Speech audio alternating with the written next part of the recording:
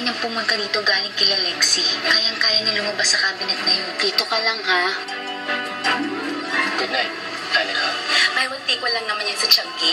Pero pag suot ni Joe, hindi na siya mukhang Changi. Shall I compare thee to a summer's day? Thou art more lovely and more temperate. Pre, di na ikaw ang heartthrob ng school, oh. May bago na silang pinagkakaguluhan. Sana totoong boyfriend ko nga si Joe. I knew it. Nakakahiya ka. Are you that desperate? Bakit yung pinaglalaro ng basketball si Joe? Para magkaalaman kung sino mas magaling sa amin. Ang galing mo, Joe. Sobrang proud ako sa'yo. Sana maging proud din siya sa akin. Sana kaingitan din siya pag nakita kasama ko siya. Steffi, uwi! Wala ni Anika, no? Alam ko na kung paano kung matatalo si Joe. Boyfriend mo ba talaga si Joe? Dapat hindi ka niya iniiwan dito. Hey, I'm your boyfriend. Bakit mo ginawa yun? Galit ka ba? Sino ba naman hindi magagalit sa ginawa mo? Nanggulo ka sa party. Okay na sana eh. Nilapitan na ako ni Melvin. Kinausap niya na ako. Tapos bigla akong nanggulo. Bakit mo ginawa yun? Wala naman nag-utos sa'yo eh. Bakit ka ba naging war freak? Hoy, Joe! Naninis ka ba? Bakit di ka sumasagot? Joe! Ah! Joe? Joe! Hoy, Joe! Diyos ko. Joe! Joe, halika na, Joe! Joe! Joe!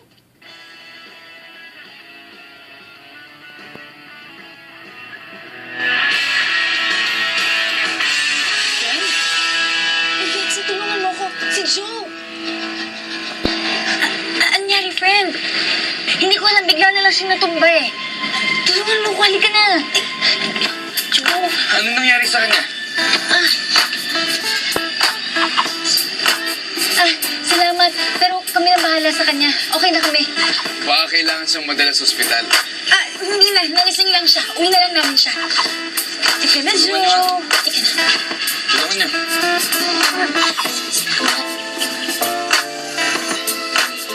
Ay, taxi, taxi!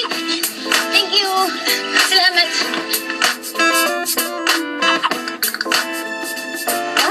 Umalis na si Anika? Oo. Kasama niyo si Joe? Siyempre. Hindi ko pa nga nagagawa yung plano ko eh. Ano ba talagang balak mo kay Anika? Can't you see? Right now, she has the hottest guy in campus. And nakita mo naman, even Melvin was interested in her. Kinaingitan siya ng mga babae ngayon. Even you? Of course not! Reese, ako lang dapat ang kinaingitan ng mga babae. Ako lang dapat ang hinahangaan nila. And kaya ko lang naman siya sinama. Para ipahiya siya. Para ipakita sa mga tao na she's nothing compared to me.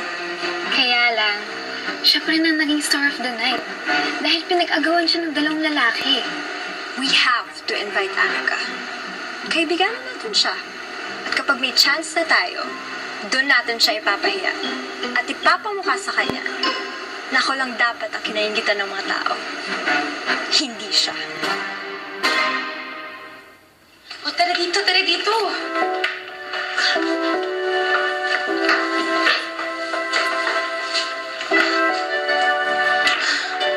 O, asan yung tablet? Ayusin mo na yung jowa mo, te. Ito na.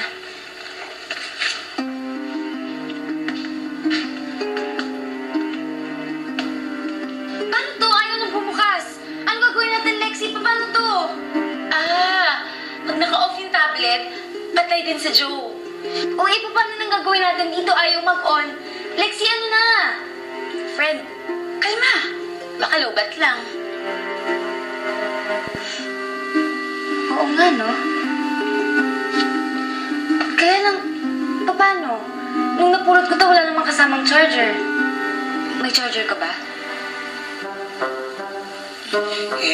Wala pa nga po si Anika, ma'am. Malamang yon, nag-i-enjoy dun sa party. Nasarapan, nakalimutan na yung oras. Wala ka bang number niya? Ba't hindi mo tawagan? Ma'am, sana po hindi nyo na kasi pinayagang pumunta ng party ni Kikilala na yan eh. Usado, ma'am eh. Tsaka ma'am, alam nyo, ini-influensyahan yan si Steffi. Ako, isusunod po ba yan si Steffi dun sa party kung di yan inuurot mo si Anika? Abusada, ma'am.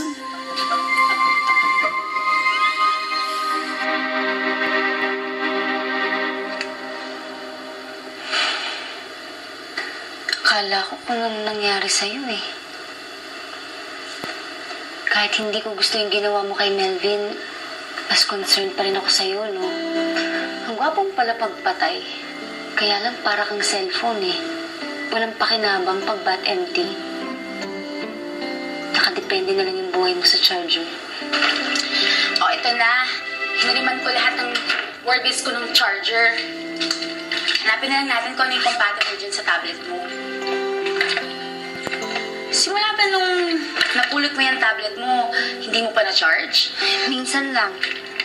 Yun yung time na umusok tong tablet tapos yan, lumabas yung si Joe. Ay, bongga. Sana sumama ulit. Baka sakaling isa pang Joe para naman sa akin.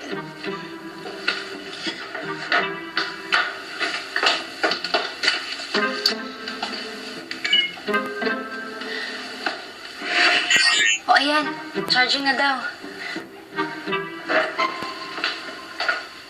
Aray! Fairness ha, may spark, may kuryente.